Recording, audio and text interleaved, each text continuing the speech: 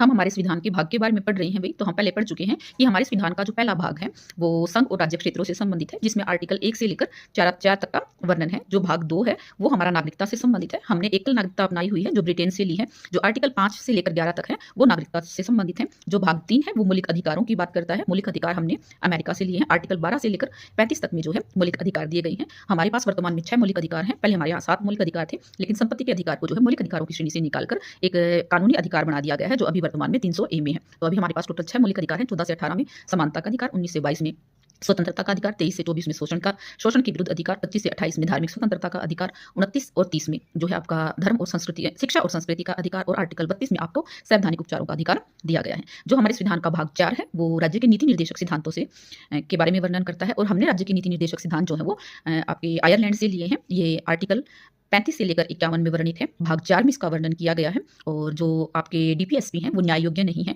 जबकि जो मौलिक अधिकार हैं वो आपके न्याय योग्य हैं। फिर हमने मौलिक कर्तव्य को पढ़ा था, जो हमारे संविधान के भाग 4 क में है। और हमने मौलिक कर्तव्य रूस से लिए हैं। जब संविधान को लागू किया तब एक भी मौलिक कर्तव्य नहीं था, लेकिन 42वें संविधान संशोधन 1976 में 10 मौलिक कर्तव्यों को जोड़ा गया था। वर्तमान में 11 मौलिक कर्तव्य हैं, जो 51 क में वर्णित हैं।